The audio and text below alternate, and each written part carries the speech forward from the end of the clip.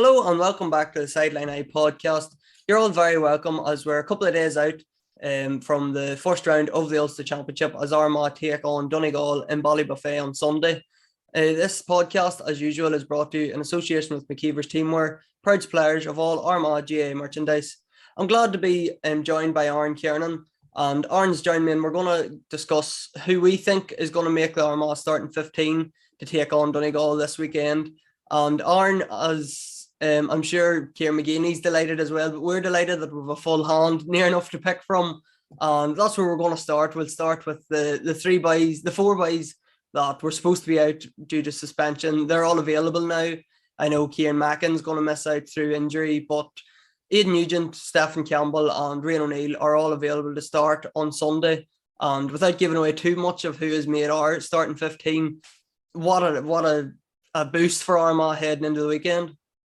It is. To be fair, once we'd got the news that Rian was back available last week, it was huge. Just I suppose the figure that he is within the county, we knew it was going to be an uphill battle without him. But then coming in from training last night, and you see the word starting to filter through that the rest of the boys have gotten off. It definitely just leaves us with a much stronger hand heading to Ballybuffet this weekend. But to be fair, it brings headaches everywhere.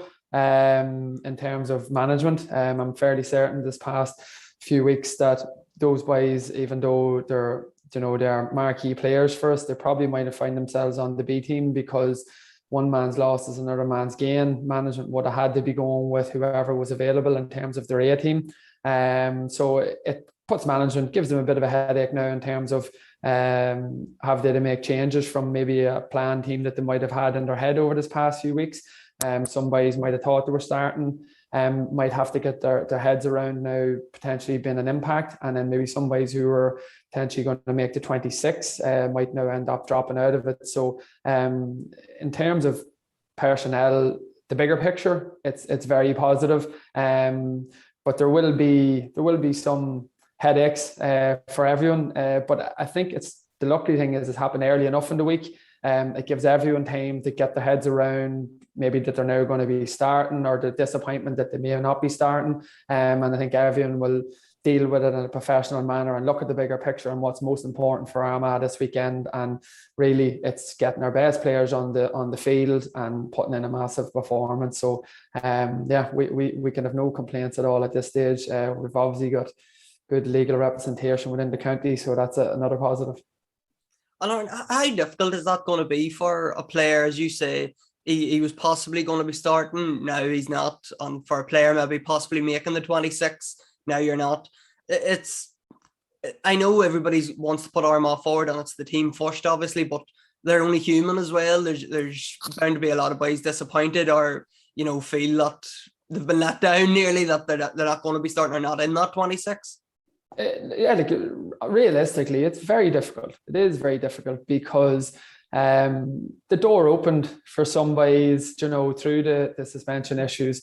And I have no doubt that some of them would have grasped it in training this past few weeks and would have felt that they're in pole position. And you know what? Maybe they have. We don't know what's going on behind closed doors in the in-house games. We don't know how well these boys have been formed and given the opportunity that they've got. And it might be the case that, they've went that well that they just simply can't be dropped.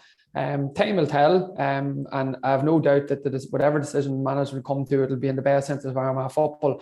But like you said, we're all human.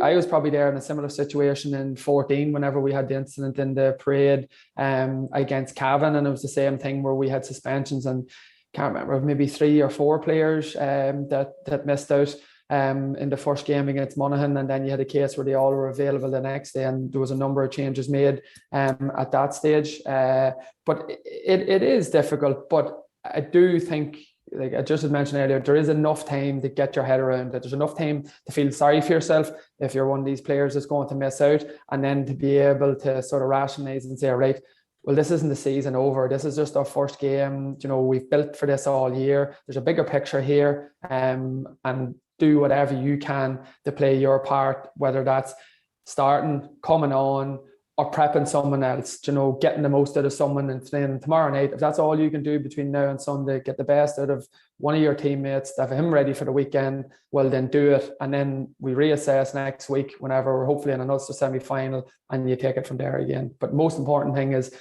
getting the head right now, being totally focused and ready to perform this Sunday, because it's a huge game, absolutely massive game for the county. It just, to me, I keep thinking back to maybe Armagh in '99, where we're probably in a similar situation where we have a team that at that stage had just started to make the breakthrough, was going well at Division 1 level. We're doing something similar now, but we were mad to get to Division 1. We were mad to stay there. We were mad to cement ourselves. Now we're mad to start winning Ulster titles again. And this is the first step as far as we're all concerned this Sunday. I think that momentum now, that rain getting off initially gave Armagh a big boost, and the news last night that the rest of the boys are all off now. It's just, there's such a momentum now for Armagh heading into this game. And I know as fans, it's going to be a bumper crowd. The place is going to be, electrifying. It's going to be packed. It's just going to be your old-fashioned Ulster Derby first round, isn't it? It is, and it's all right for us to get carried away and all that and have all our plans in place. So you can up Saturday night, you can up early Sunday morning, whatever it is. But it's so important for the players to get away from everybody as much as they can this week and just focus on the game. Yes, be excited within your group and in their own meetings with each other, but try and stay away from us as much as possible. Try and stay away from social media. Try and stay away from the outside world, because they can't afford to be getting sidetracked. They can't afford to getting caught up in the emotion of this whole thing or the excitement of it. They're the ones who have a job to do. They're the ones who have to perform. And there's enough experience within our management team, and to be fair to the players now themselves, that they will realise that. I seen Ross McQuillan up the street getting a cup of coffee this morning there, and I just waved at him left and be, because them boys have enough to be worrying about. We'll talk to them all next week, hopefully, like I say, whenever we're able to congratulate them and look forward to another day out in Ulster. And as I said at the start on, we're going to pick what we think will be the starting 15 on Sunday. We could be close, we could be nowhere near it, but we'll give it a go here anyway. And obviously we'll start with the keeper, and probably for the first time in a few years that there's a bit of competition for the number one spot. Blaine was obviously the number one keeper for the past 3 or 4 years. Shane McGill started the championship against Monaghan last year, and Ethan come in the last 3 or 4 rounds of the league. We went with Ethan. It's most likely that he's going to start based on the last 3 or 4 rounds of the league. He's probably, his stature is the big advantage he has over the other 2 keepers on the squad. Is that a fair point to make? Yeah, you would have to assume that to make a call as big as what they have done, the management, that they had seen key attributes in Ethan that they felt maybe just some of the other boys didn't have. And in fairness, his physical presence is definitely up there. He has really settled into it well, because to be honest with you, I wouldn't like to be thrown into club league nets, never mind National League Division 1. I think a huge help from him has been how sort of solid we've been defensively, in terms of not leaving him exposed, not giving him too much work to do. So I'm sure he's grateful for that. But in terms of how he settled in with his kickouts, his use of possession whenever he does come out and act as an extra defender, or an outlet whenever we get bottled up, he has done really well in that. In terms of leading into this weekend, I did a bit of work at the Armagh Donegal Championship game in Breffni Park a couple of years ago, and it's one area that I've no doubt management will have looked at, where Donegal killed us that day on taking marks in around their D, and that was because we didn't have enough pressure outside the 45, the pass coming in. But while they were taking the marks, they were getting everybody up the field and pressing us really, really high, and we couldn't get the ball out. And I think at one stage we maybe conceded 1-4, 1-5, and we never got the ball past halfway a lane. So Ethan will definitely be under more pressure this weekend than what he has been throughout the year. But I do think that is something that management will have looked at and will have addressed and will have planned for. So yeah, I do. Given how big of a call it was to take an outfield player and put him in nets, he's used the past few games to blood himself, get a bit of experience, and I can't see them changing this weekend. Yeah, I think Ethan's a shoe-in, but as I said, plenty of competition throughout the team and certainly for the number one spot as well. I should have said before we started picking the team that we've based this sort of, there's a few injury concerns and that within the team, so we've just picked the 15 that we think will take the field, and we'll move on to the full back line then, Aaron, and we have Greg McCabe, Aidan Falker and Aaron McKay in the full back line. Falker is obviously one of the first names on the team sheet, probably the first name on the team sheet at full back.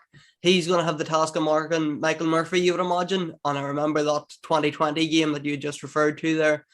It was a big day for Armagh. It was awful to be at the game. But one of the big points coming out of it was how well Aidan Falker had done on Michael Murphy.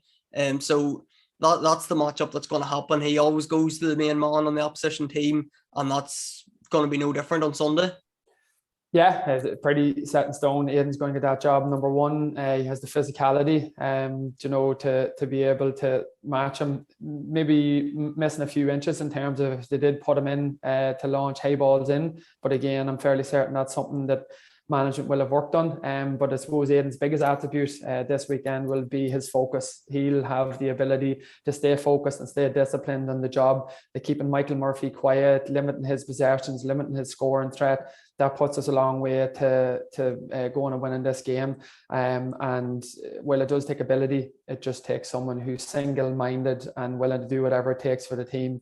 And I think that's something that's a really, really strong attribute of Aidan. And I think it's something that he'll carry. He'll relish that job this weekend. The likes of him, Morgie, those type of boys, they love getting the big gig. They love getting the main man. It's what sets the pulses racing within them, and it's not something he's going to shirk this weekend. He'll be delighted to get that number. I think just on Aidan, he'll obviously wear the number 3 jersey, but the good thing about him is that no matter where Murphy goes, Aidan Falker is very comfortable. If it's out to the middle of the field, that's okay. That suits Aidan Falker. He can push forward and get in the score sheet. If it's on the edge of the square, Falker can do that as well, and that's big compliments to Aidan that he's so versatile that no matter where Murphy goes, it's perfect for Aidan because he can play anywhere. Yeah, and that's something that I'd like to see Aidan really do this weekend, is that obviously be focused on the job that he'll have once he's inside Air 45. But as Murphy does from time to time, he'll read the game and he'll like to drift and get out the field. I'd like to see Aidan starting to put him in the back foot, because Murphy will chase him. Like he's enough of a team player to want to go after him. But is he fit enough? Does he have the legs that he used to have? Has the ability to track Aidan the whole way to the edge of the D and stop him from getting a shot off? I'm not certain he does all the time. So if he wants to come out to the middle of the field and start to control and dictate the game, I'd like to see Aidan starting to put him on the back foot, because the further we're taking Michael Murphy away from our goals, obviously the less threat we have. But the closer we're getting Aidan in a one-on-one situation with Murphy towards their goals, the more I'd back him to be able to get a score from it. So for me, that's definitely one key area that I think you're right, that I'd like to see Aidan trying to punish him if he does get a few opportunities this weekend. And all it takes is a bit of communication from anyone else. If he's gone, someone else is sitting back to make sure that the centre is covered. And it just gives him that bit of confidence then that he can really go for it. We'll move on to the half-back line then, Aaron, and we'll have James Morgan, Conor Mackin and Charlie O'Burns. And I suppose there's a few talking points from this half-back line. I'm going to start with Morgan. We've said a couple of times on the podcast that last year, playing for Crossmaglen, he was brilliant at that half-back line role, bursting forward. But at county level, he's probably known still as the man-marking cornerback. How do you see him? Where do you see him on Saturday or on Sunday? Sorry, is he going to be that, attack-minded halfback, or is he going to have to go back into the corner and pick up Paddy McBurdy? It's hard to know, because I think the management really trust Aaron McKay, and similar to Aidan, he's someone who is very disciplined in terms of carrying out man marking role.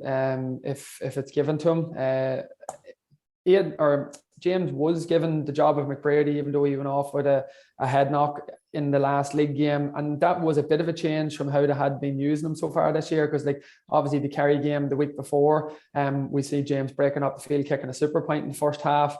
And that was sort of more the form you're talking about, how he was playing and performing for Cross last year.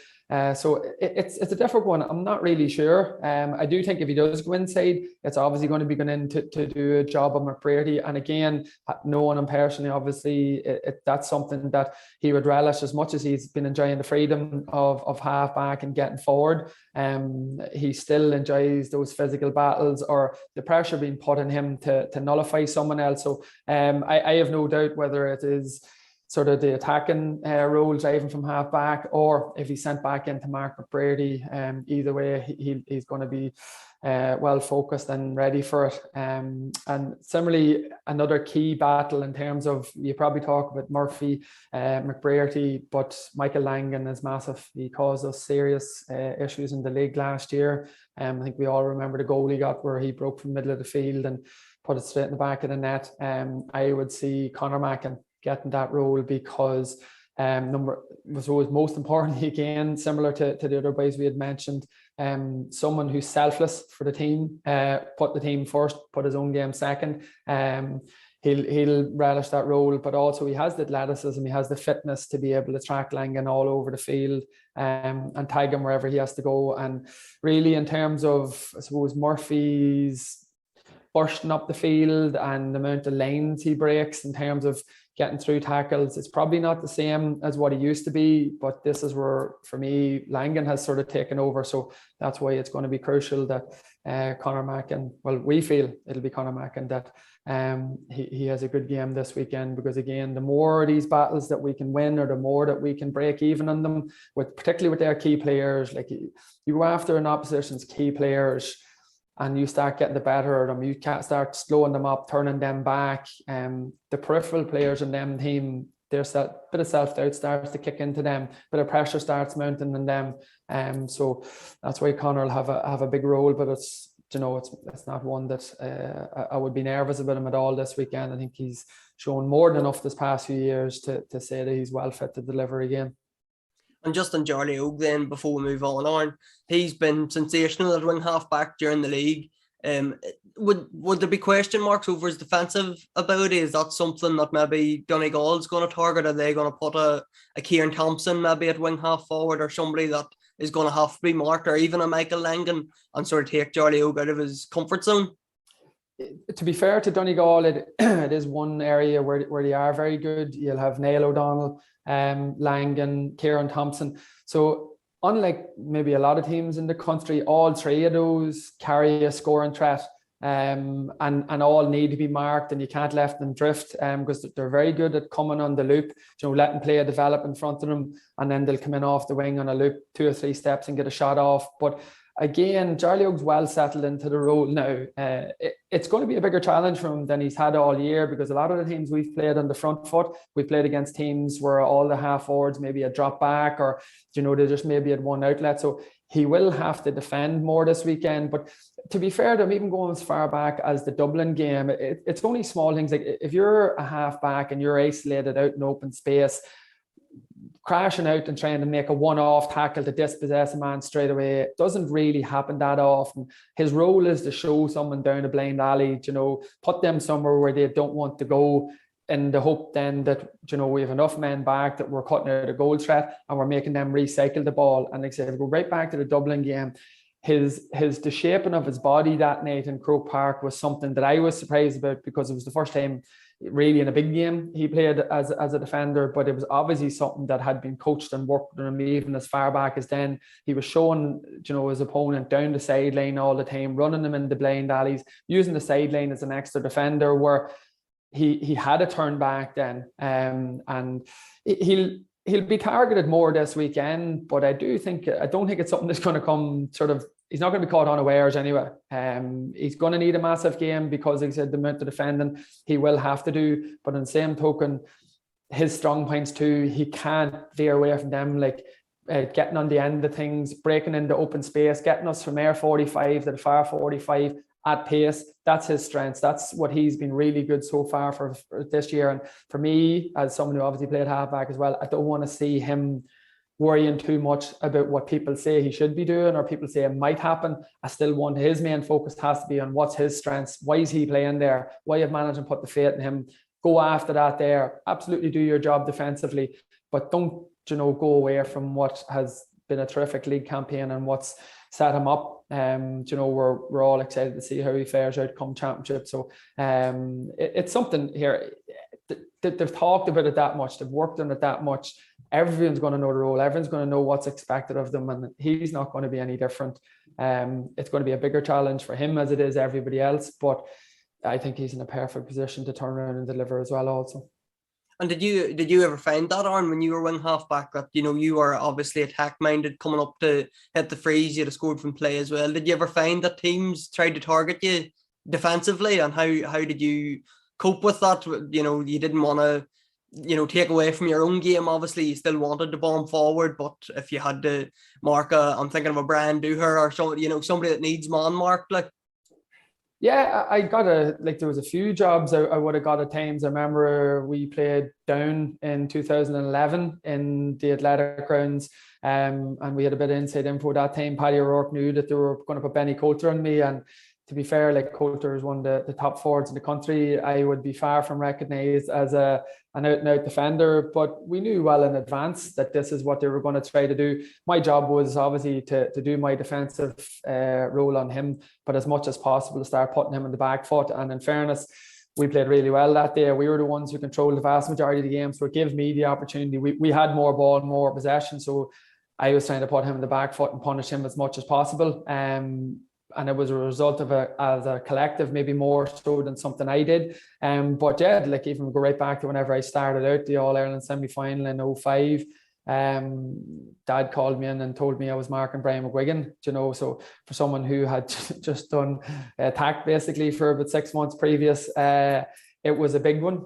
I was nervous to say the least about it. But he obviously seen something that he felt I could do for the team, and you do take a bit of faith and a bit of confidence in that. But it is like, everyone's there, everyone's playing county football for a reason. Everyone has a strength in terms of why they're on that team. And sometimes I think you can listen to externalize a wee bit too much and drift away from what has you there, what are your best attributes. And I think having the faith in yourself, to back yourself, even in high pressure situations like this is going to be this weekend, where there may not be the space to break into as often as Jarry Oak has experienced throughout the National League. But it's no one wins the time. It's seeing that gap opening up, it's seeing that space before it happens. And he might get 3 attempts all game, but if he can get up the field, kick a point and have 2 assists, I'm happy enough with that there, as long as he's doing his job defensively as well. On our midfield then, Aaron, obviously Ciaran Mackin has got his appeal. He had an successful appeal, but he'll miss out through injury. So we've went with Niall Grimley and Ben Creeley in the middle of the field. Mackin, obviously a huge miss. We spoke about him probably on every review show this year about how good he was, given that it was his first year at county football. But Niall Grimley and Ben Creeley, I suppose Niall coming in, he's a lot of experience coming into that middle of the field. He's played Donegal numerous times throughout his career, and Creeley was always going to be given the number 9 jersey as well. Yeah, to be fair, it'll be a big one for Ben in terms of sort of the cauldron that he's going to head into. But if you put the two side by side, again, we'd spoken previously about where height-wise, maybe we were under a bit of pressure against Donegal 2 years ago, and Breffni, with those two boys, we're definitely not under pressure height-wise. If we're unable to fetch ball cleanly, we can't get it away short if they've pressed high on us, and we do need to go long. The boys have the ability to fetch in the air, but if they can't fetch in the air and we put the ball in their direction, it's not their sort of remit to try and win the ball in the air and then be able to win it in the ground at the same time. That takes a collective. That takes everything. If we know we're going long, we have to crash breaks. And if we're not winning that ball, we're hitting the body. We're slowing up Donegal as quickly as possible. We're not letting them get their running game going. So in terms of both of those boys, they do have big, I would say Niall is probably more attack-minded of the two of them. Ben hasn't played the same role as Ciaran Mackin has. Like, Ciaran was super because, again, he's selfless. He was able to get up the field and he did get scores at times for us.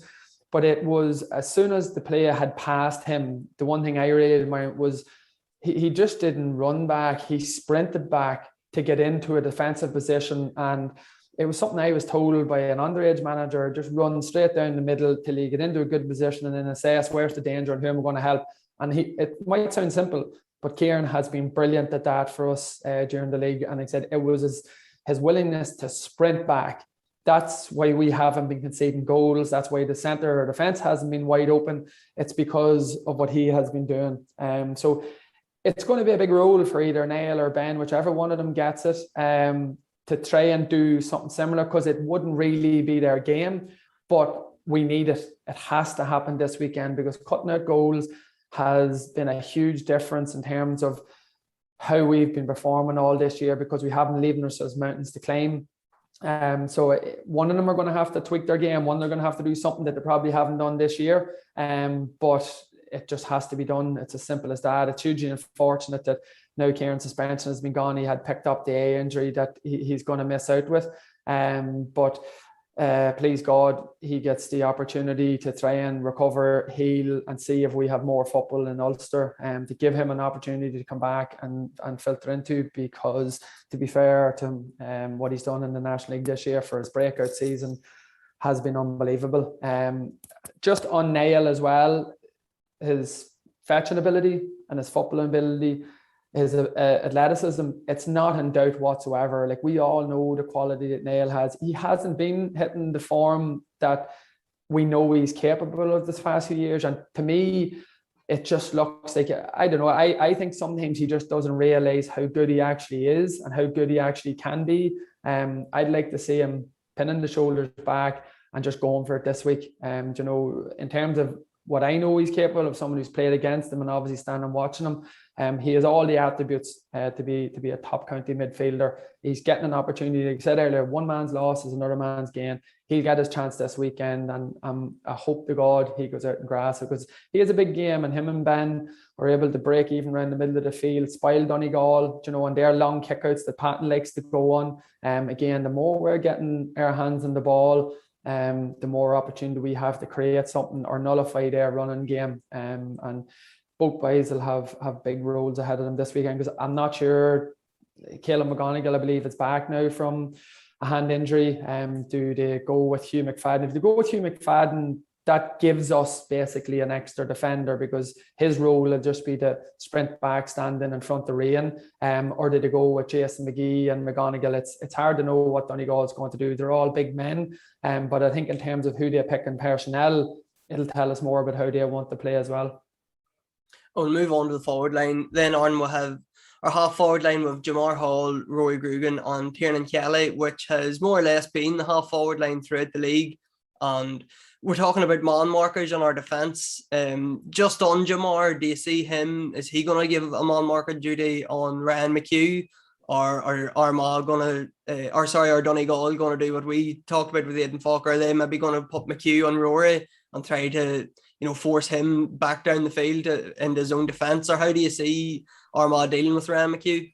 I think a couple of years ago it was Armagh to put Rory to do a job on McHugh. I don't think it was the other way around. And it didn't really work, because Rory just ended up, again, they're in control of the game. They had more possession. So Rory is basically just running after Ryan McHugh and had no real influence in terms of how we attacked or been an outlet. Jamar has the doggedness to stick with someone and the single-minded focus to go after McHugh and do that job. And again, similarly to Langan, Murphy, McBrearty, he's the other key man in terms of getting their game going. Once he's motoring well, the rest of them seem to have a bit of confidence. So I would just see Jamar getting that job in terms of been there and been focused enough to track him wherever he needs to be tracked. And then obviously once he's in possession, just keeping it simple, making sure we're not forcing things, been an outlet if it goes into the full forward lane to come back out to switch wings. And then with that there, it obviously frees up TK. Well, he's well capable of doing the workload and getting the scores, and he's strong enough in possession to be able to take people on in a one-on-one, but it'll allow Rory then to, we did speak of this previously, and it's an area that I think we're going to have worked on from the National League, is that outlet on the 45. Rory's best role for me is if he's playing there and he's getting the ball in the pockets in 10 and 12 and picking out the pinpoint passes inside. That's whenever he's most dangerous. In terms of the further he comes back the field, yes, he's calm and composed and he can keep possession, but he's not going to trouble our scoreboard from there, and he's not going to pick out like Rory can do stuff on the ball that without being, there's just others that can't do it, that's on our team. But then they have different roles. They have roles to work. They have roles to track people. Rory's strengths for me is vision, passing ability, getting off someone's shoulder and kicking scores. So for me, that work needs to be done from our attacking 45 on up the field. He doesn't share responsibility in terms of working all around the field and going after people, but that's not his strengths as far as I'm concerned. And for us to get scores on the board this weekend, we need him being the man who's playing that ball inside. So I'd like to see him hugging that 45 as much as possible instead of running towards his defenders, breaking from wing to wing where the space will be. I suppose, Aaron, how best does Rory do that? Because I have no doubt that Rory's going to be man-marked, but I suppose the question is it going to be a Stephen McManaman, a defender, who's going to go toe-to-toe, or is it going to be a Ryan McHugh or a Peter Mogan who's going to go across and try to pull him down into his defence? How best do Armagh work that? Does Rory cheat and stay on the 45 and hope that, Donegal learn their lesson and there's a break on Armagh, get the ball up to him when he's free? Or how best can Rory play that role if, his defender's trying to drag him up the field?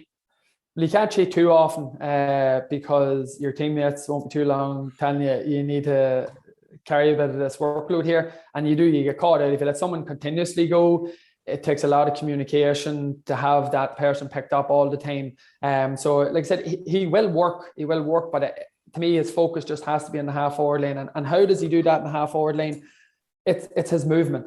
His movement has to be top class. He needs to, like, Donegal aren't going to play with three half backs. We're not going to play with three half forwards. There's always going to be pockets of space on the wing. And Rory has a super footballing brain where you can see a picture before it happens. So for me, if I'm looking the ball, if I'm facing our goal and I'm looking the ball on my right hand side, I'm leading to the left for 10 meters, whatever it is, and doubling back to the far side of the field.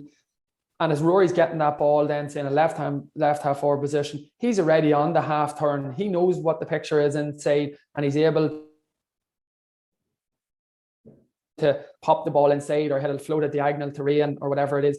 So it's his movement. He needs to be thinking a few steps ahead all the time, like looking around, assessing his picture and going, where's the space I need to break into? Where's the ball? And where can I break into space here to get a ball off as quickly as possible once I get it? Like, he doesn't need, if Rory ends up running back towards his own goal and Steve McManaman's coming run, like, all McManaman has to do is either keep pushing him that way or just get a hand in and the ball's breaking back towards their defence. Whereas if he's able to run flat and to make breaks from wing to wing, he's getting the ball on a half turn and the defender's trailing him and it's gone before the tackle happens. So he has the football brain to do that, and then he has the vision and the ability to pick the pass inside. So like I said, that's his strengths for me, and that's something that I want to see him going after them this weekend. And similarly, Aidan Nugent's very similar type player. He can do the same thing. If he ends up out at that centre half forward role, I felt our scores dried up a bit. Well, obviously teams were giving us more respect. We have spoken about this, but we just have a bit of a disconnect between our middle of the field and Rian and full forward. We like the pass, it's too long and it's too predictable if it's coming from the middle of the field to full forward, because it just has to hang in the air too long, and any defender worth of salt will read it and he'll get back. Whereas if that pass is coming from their 45 or from their 45 to their 21, that pass is coming at a lower trajectory, at much more pace. It's so hard to defend. It can take out a sweeper and then it leaves a one-on-one in a shooting position, whether that's a goal or a point. And for me, who do I want on that ball in the 45? I want Rory and I want Aidan Nugent. And just leading into our full forward line, then we do have Nugent in the corner with Rian, and Jason Duffy completes the team. Nugent's an interesting one, Aaron, because probably at club level he's known as a scoring corner forward. When he plays for Cullyhanna, he's their main score getter. county level, when he come on the scene first in, I think it was 2019, he was more of a working half forward. He can do the role that you're talking about in that centre half forward position. What's his best role? Where do you want to see Aidan Nugent on Sunday? He's probably going to start corner forward, but where do you want to see him playing? From the D in, that's again where he's most dangerous to me. Like Aidan is unbelievable at running flat to the right or left hand corner inside the attacking 21 and being able to kick off both feet. It just comes second nature to him. That's where he's most dangerous. Can he work out the field? Can he keep possession? Can he pick simple passes? Of course he can. But again, same thing is, can others do what he does? Can others finish the way he can finish, that have the vision that he has? No, they don't. So I'd like to see him in that role. And same thing, he's working with Rory in front of him. He's working with Rian behind him. They're all seeing a picture of, if Rory's breaking one way, Aidan's breaking the opposite direction. It's giving you two options, but they're dangerous. Like Aidan, anywhere from the D in, he can give a man a shimmy, buy himself a bit of time, tap the ball over the bar, or he has the cockiness to try another pass, to try a more dangerous ball inside to Ray and to create a goal opportunity. Is the vision and the cockiness to pick out that next pass, which is going to be a dangerous one even at that stage. So for me, that's where I'd like to see him. PK, Jason, Jamar, those boys, like they will work all day. They'll go everywhere. They'll track whoever needs to be tracked. And they'll be useful in possession, and they're able to get scores as we've seen throughout the National League. But the main men who we need to get on the ball as much as possible to get scores on the board is Rory, Aidan, and Rian. And the more we can get the ball to those boys from the air attack and 45 in, obviously the more opportunities or the more likelihood is that we'll be getting scores on the board. Because realistically speaking, like the scores for ourselves, like you said, the Dublin game, we got 21 points in total, the Tyrone game 20, and we have dropped quite a bit. We're sitting in around 15, 16 points a game. But Donegal is quite similar. They're actually slightly less in terms of what they've been hitting on average throughout the National League. So for me, this weekend in Ballybofey, over plus 20 points isn't going to win this game. That's not what it's going to be. This is going to come down to a 1 or 2 point game, somewhere in around 14 to 16 points. That's what it's going to take to win this game. So like I said, for us to be able to maximize what we can get our hands on, we need to have them three boys on the ball as much as possible inside our 45. And Rian, I suppose when it came out that Rian was suspended, a lot of Armagh fans felt, well, that's not it. That's not going. We'll hopefully get great. Hopefully we'll try again next year in the Ulster Championship and we'll see it happen. Rian being available is massive. It's huge for Armagh, and adding in the likes of Soupy and Nugent and Kiermack, and then they got off yesterday. Without Rian, Armagh, it did feel impossible. If he wasn't going to be there, this felt like an impossible game. With him there now, whether he's on top form or not, it's just the concern that Donegal's defence is going to have around him, that, Duffy might get a bit more space, Nugent, Rory, they might get a bit more space. And Rian, like was said about the man markers, Aidan Falker and James Morgan, Rian's the man for the big occasion. He loved the pressure that's going to be on him on Sunday, and I've no doubt that he's going to be fit to cope with, and he's going to have a good game. The occasion or pressure or whatever you want to call it, it's not going to phase him whatsoever. To be fair to him, I didn't make any real contact with him whenever the whole thing was going on, bar a message just to say I was delighted to hear that he'd got off, and that was it. Put it to bed, talk no more about it, and let's focus on performing. And that just was always going to be his mindset. This is the sort of day he's probably born to be playing in. This is the occasion he wants to be part of.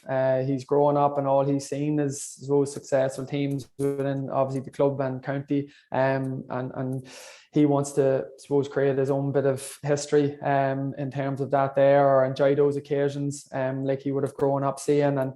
And for me, he'll have a huge role this weekend. Obviously, he's going to be man marked. Obviously, there's going to be a +1 sitting in front of him as much as possible. But that's just the way it is. That's going to happen this year, and it's going to happen for the next 10 years while he's playing football. He has to be able to deal with it and adapt. And we have to be able to get him into as many scoring opportunities as possible, where his man's under severe pressure. And that, my point with that is there's no point in us having him standing full forward and completely isolated. You know, where if he is the +1 in front of him, we're going long from the middle of the field, all the fullback has to do is just break it. And there's a +1 in front of them, and that's it, they're gone. And not only does it break down one of our attacks, but it does lift the opposition and lifts their support, because they look like they're getting one up on their main man. Whereas if that ball's coming from slightly shorter and I say maybe a different trajectory, the man who's on him, his heart is racing, because he knows, like, I'm under severe pressure here, you know, and I've no, my backup's going to be taken out with this pass. And that's our thing, is how often can we make that happen? How often can we get him on the ball where he's on that half turn and able to, because even if he's only getting 2 or 3 points in play this weekend, you say that's whenever the pressure goes in, the focus comes on him and gaps open up for other people to exploit.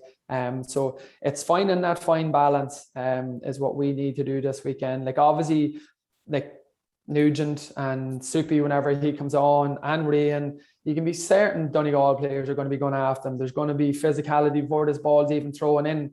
But me, personally speaking, I would look through them and pass them as if they don't exist, because their only job is to annoy us, to bring up what happened a couple of weeks ago, to say you shouldn't be here, to say whatever they want to say. As far as I'm concerned, they don't exist this Sunday. They're completely irrelevant to what we're trying to do. And that has to be the boys' focus. We can't be, you can't even remotely get involved in sideshows and slabbering. It's irrelevant to us. We're going to Ballybofey to win. I don't care where that game is. It doesn't matter to me whether it was an Armagh, Breffni or Ballybofey. We're going there to win. We're going there to do a job. We need to progress in the Ulster Championship. For me, we just have to drive slightly forward than what we did if the game was in the athletic grounds. And other than that, I don't care. Doesn't bother me. Place is going to be packed to the rafters. You play and you train your whole lives for days like this. And I have no doubt our boys will be fully ready to go out and give the performance needed to get the win. And just before we finish up, Aaron, we'll talk about our subs bench. And I just have this view that the last 20 minutes, it's going to be tight. It's going to be probably level. Everything's going to be gung-ho, hell for leather. And Armagh just settle it by bringing in Oisin O'Neill, Turbo and Stephen Campbell. And that's what gets them over the line. It's probably the stronger of the two benches. And the big thing about the suspensions was that, you know, your starting 15 was probably still going to be a good starting 15, but you didn't have that impact coming in off the bench. Now, the likes of the three boys that I just mentioned, Ross McQuillan, maybe if he's available, Armagh have such a huge impact off their bench that, you know, they could come out of the last 20 minutes, and I've no doubt that they're the better of the two benches, I suppose, when the game's in the melting pot. They do, and that was the issue, was that we had built a super panel throughout the league, and then throw in the injuries, and there's maybe a few more names there that we just haven't mentioned. That there's sort of rumours going around that they might be picking up knocks, they might be ruling them out. But you're looking at Conor O'Neill, who by all accounts is absolutely flying and training. Ross McQuillan now back fully fit, who we haven't had any use of so far this year, unfortunately, because of injury. You might have been looking at the likes of Oisin O'Neill having to start this weekend, where I'd say deep down management might have been reluctant again because of the injuries had and the lack of actual game time. But knowing him and how hard he's trained and the condition he's gone some into, if you have him coming on with 20 or 25 minutes to go and full of running and full of energy, he's going to be a huge plus. And then obviously, as we have seen throughout the season, what Soupy's been able to bring in terms of impact, Turbo last year, this year in terms of goal scoring. We have plenty of options, plenty of headaches. And to be fair, I'd say management wouldn't hesitate. There might be another one or two bolters that you could potentially be looking at being thrown into the mix as well, that could add something to us. So in terms of what last night has brought, it has plenty of positive news, plenty of headaches, but has left us with a really strong bench to finish this game out, because realistically, that's what it's going to take. For 55 minutes, it's probably going to be a war of attrition. You know, there'll be physicality, there'll be very little breaking into open spaces. There's going to be a lot of working, probably in groups from the edge of 1D to another, but throw in the pace, the footballing ability and the quality of those people we're talking about coming on, then I think we have a very strong bench that could potentially end up kicking us 3 or 4 points, which would be the difference from sitting in around 12, 13 points to pulling into a lead that helps us to get over the line. Because realistically, we don't care if this is a shootout. We don't care if this is a 1-point win, as long as it's a win. So that's our starting 15, and make sure to comment on all our social media pages and our YouTube channel. Any changes you'd like to see or how much you agree or disagree with our starting 15. We'll be back on Friday with another podcast, and we'll be previewing the big game ahead of Sunday. Aaron, thanks very much for coming on and giving us your starting 15, and hopefully when we chat to you on Monday again, we'll be talking about Armagh's win on an Ulster semi-final. Please God.